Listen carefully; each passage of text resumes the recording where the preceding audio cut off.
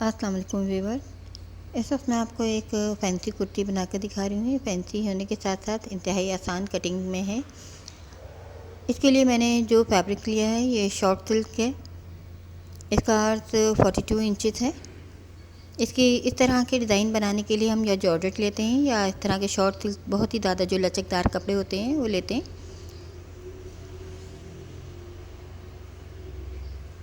अब इस पूरे अर्थ को मैं डबल कर रही हूँ। इसकी लेंथ मैंने 40 इंच ली है। अर्थ इसका काफ़ी बड़ा है, 42 इंचज़। अब इसको मैंने डबल किया है। सबसे पहले मैं इसकी शोल्डर की कटिंग करूँगी। इसके लिए मैं 7.5 पर निशान लगाऊंगी शोल्डर का। ये कटिंग में बिल्कुल सिंपल कुर्ती है जैसे कि आप देख सकते हैं, लेकिन ये काफ़ी स्टाइलिश है देखने में। बिल्कुल ये ट्रेंड में है ये डिज़ाइन बहुत ज़्यादा।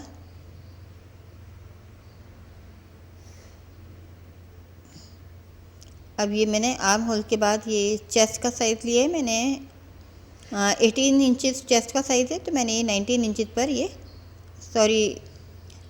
10 इंचज़ पर मैंने निशान लगाया है चेस्ट का।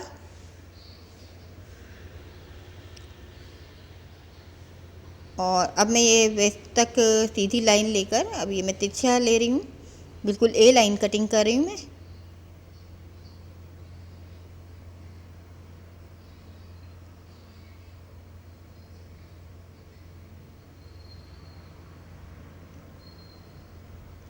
सबसे पहले मैंने शोल्डर का निशान 7.5 पे लिया है। उसका आर्म होल की लेंथ जो है वो भी मैंने 7.5 पे ली है। चेस्ट के लिए मैंने निशान 9.5 या 10 इंच पर हम लेते हैं हाफ।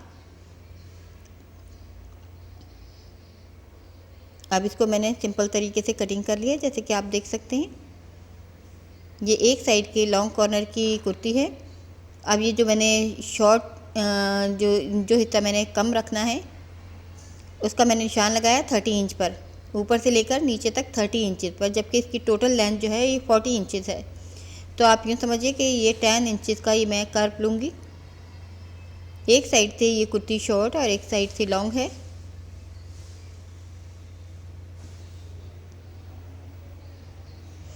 नीचे से ऊपर तक का फासला 10 इंच है और ये मैं तिरछा निशान लगा रही हूँ।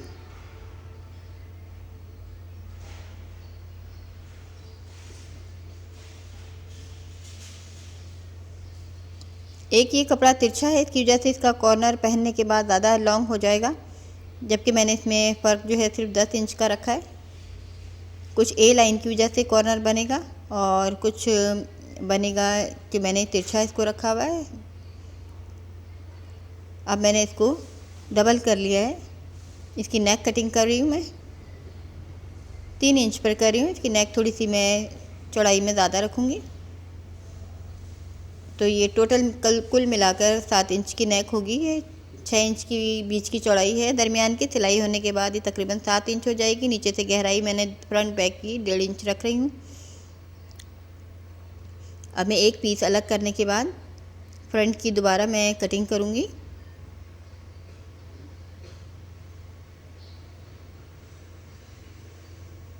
अब ये पूरी मैं तकरीबन 4 इंच की मैं ऊपर से लेंथ ले रही हूँ, यानी 2.5 मैंने और इजाफी ली है इसकी गहराई में इसकी नेक ज़्यादा नहीं है, चौड़ाई में थोड़ी ज़्यादा है।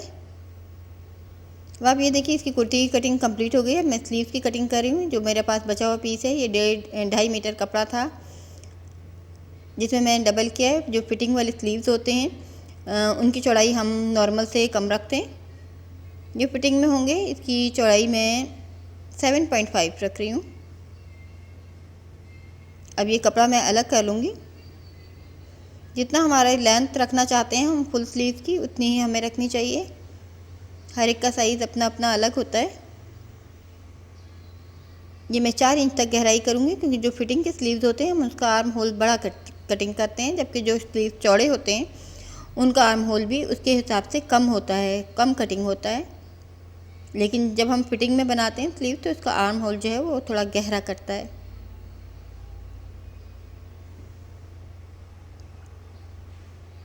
इसकी लेंथ मैं 22 इंच रखूँगी। जबकि 24 इंच है इसकी इस वक्त लेंथ।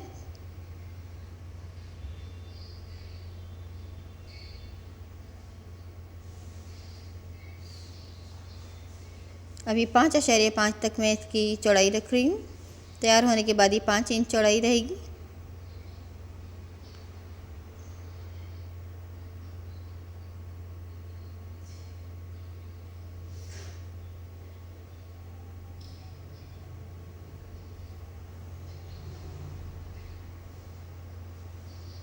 ये स्लीव की भी कटिंग हो गई है। किसी आप कटिंग देख सकते हैं, बिल्कुल सिंपल कटिंग है। इसको मैंने ए लाइन में कटिंग किया है।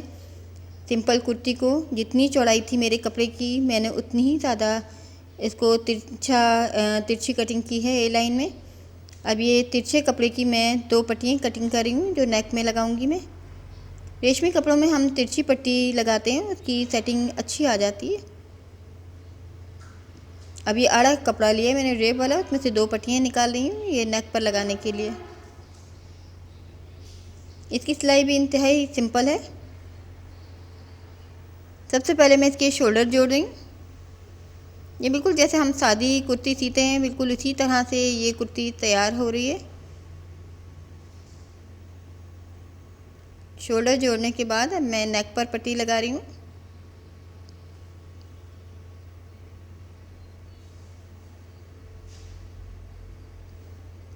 ये रेब वाली पट्टी है क्योंकि ये रेशमी कपड़ा है। मैं इस पर सिलाई नहीं करूँगी, नेक पर और स्लीव पर मैंने इसकी तुरपाई करनी है पट्टियाँ लगाने के बाद।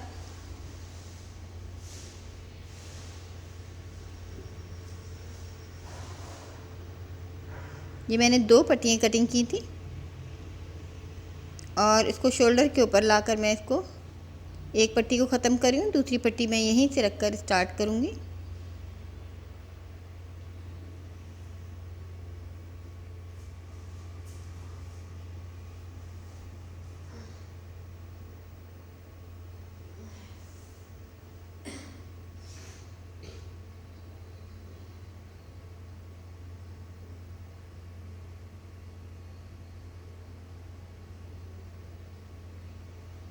अब ये आर्म होल की मैंने इजाफी कटिंग की है। इसी तरह जो फ्रंट के स्लीव्स हैं, जो स्लीव्स का हिस्सा फ्रंट साइड पे जुड़ेगा, उसकी भी मैंने इजाफी कटिंग की है। ये फ्रंट साइड पर जुड़ेगा। हम ये कॉटन में इस तरह की कटिंग करें चाहे ना करें, लेकिन रेशमी कपड़ों में इस बात का बहुत ज़्यादा ख्याल रखना पड़ता है फिटिंग के लिए कि इसकी आर्म होल की भी और स्लीव्स की भी हम इजाफी कटिंग करते हैं। इससे फिटिंग अच्छी आती है और नेक भी बैक साइड पर नहीं जाती। अब इसका आर्म होल जोड़ रही हूँ मैं।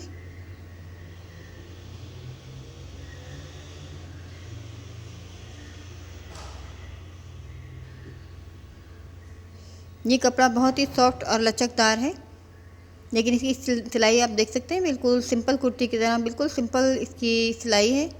अब आप ये देखें, इसको मैंने साइड छोड़ दी है, बाकी तमाम जगह से सिलाई हो गई है। इसकी गले की तुरपाई भी कर ली है और बाजुओं की भी कर ली है। अब मेरे पास ये कुछ बंचेस हैं, इनको मैं नेक पर सेटिंग करूँगी। ये एक लंबाई में मेरा बड़ा बंच है, इसको कटिंग करने के बाद मैं इसको सेटिंग कर रही हूँ।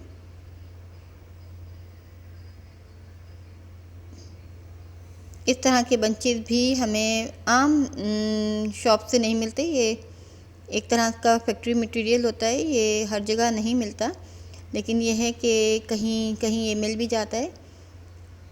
जो लोग ऐसे इलाकों में रहते हैं जिनके फैक्ट्रीज़ करीब हैं, जैसे कराची या लाहौर, फैसलाबाद, मुल्तान वगैरह, यहाँ पर इस तरह की चीज़ें बआसानी मिल जाती हैं। अब मैं इनको सेटिंग कर रही हूँ। ये बिल्कुल बारीक टिश्यू टाइप के कपड़े या नेट पर बनी हुई होती हैं ये चीज़ें, लेकिन जब हम फैब्रिक पर लगाते हैं तो ये अलग से इनमें बहुत ही सॉफ्ट होते हैं।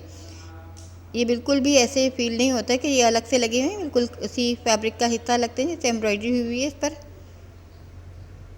अब मैं इसको पेस्ट करूँगी ग्लू गन की मदद से।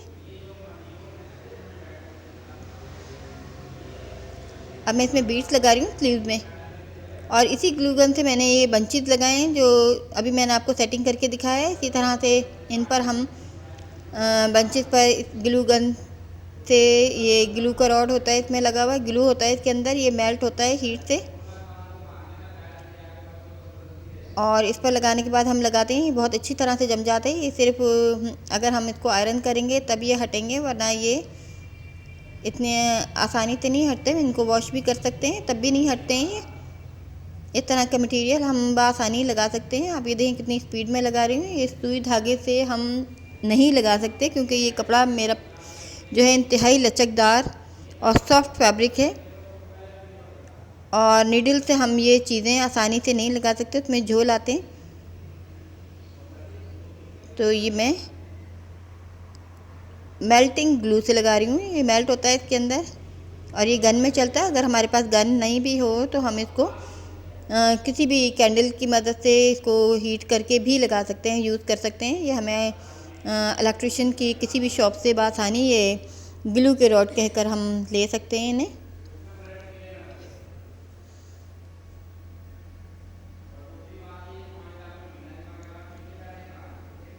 तो आप ये देखिए कितनी स्पीड में ये मेरे बीट्स लग गए हैं।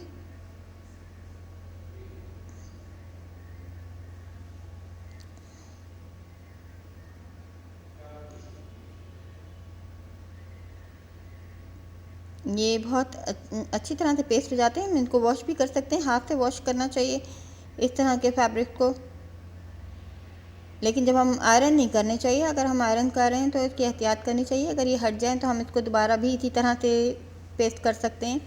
इसके दरमियान में ये कुछ तारें सी बन गई हैं इसकी, तो वो भी मैंने साफ़ कर दिया है, क्लियर कर दिया। अब आप ये देख सकते हैं ये मेरी कुर्ती पूरी कंप्लीट हो गई है। आसान सी कुर्ती है, सिलाई में बेहद आसान है। जैसे कि आपने देखा, इसको मैंने बीड्स की मदद से और ये बंच की मदद से इसको डेकोरेट किया है, और ये काफ़ी फैंसी कुर्ती है।